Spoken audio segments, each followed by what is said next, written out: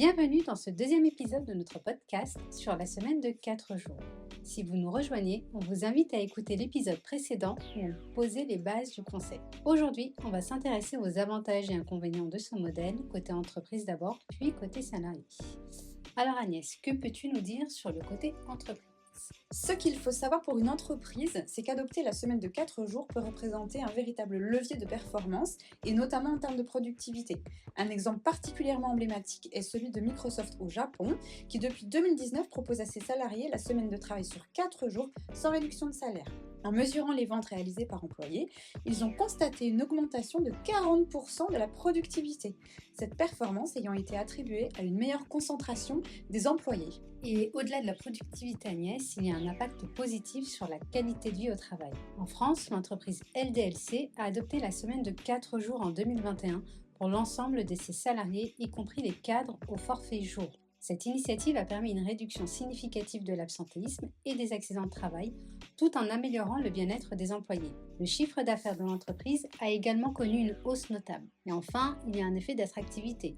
Des entreprises françaises comme Welcome to the Jungle, Iprema ou Elmi ont également expérimenté la semaine de 4 jours. Ces initiatives ont renforcé leur attractivité sur le marché du travail en répondant aux attentes des nouvelles générations en quête d'un meilleur équilibre entre vie professionnelle et vie personnelle. Mais bien sûr, Ilham, tout n'est pas si simple et il y a également des inconvénients. La réorganisation interne peut être un vrai casse-tête pour les entreprises. La transition vers une semaine de 4 jours nécessite une révision en profondeur des processus en interne. Cela implique une planification rigoureuse pour maintenir la continuité des activités, notamment pour les entreprises nécessitant une présence continue comme la grande distribution ou le secteur médico-social. Ensuite, il y a également le risque de surcharge de travail. Si la charge de travail reste inchangée, la réduction du temps de travail peut entraîner une intensification du rythme, augmentant ainsi le stress et le risque d'épuisement professionnel.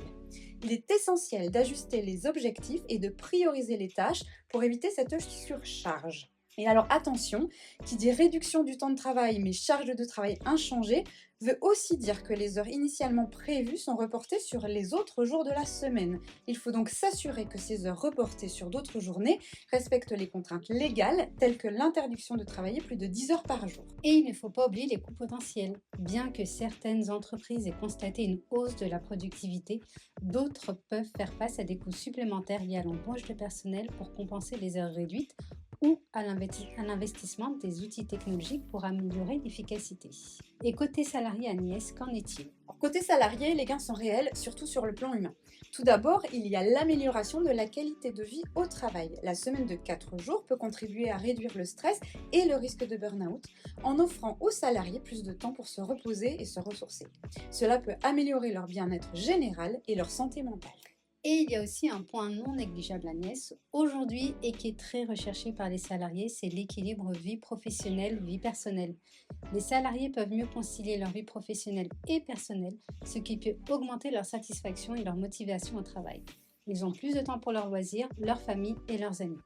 Et enfin, sur la flexibilité et du développement personnel, avec un jour de repos supplémentaire, les salariés ont plus de temps pour se consacrer à des activités de développement personnel, comme suivre des cours, pratiquer des hobbies ou faire du bénévolat. La flexibilité du jour de repos peut permettre aux salariés de choisir le jour qui leur convient le mieux en fonction de leurs besoins personnels et familiaux.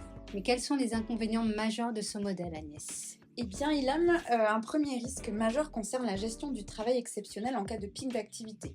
La semaine de 4 jours peut signifier que les salariés doivent accomplir la même quantité de travail en moins de temps, ce qui peut être stressant et épuisant, surtout en cas de pic d'activité.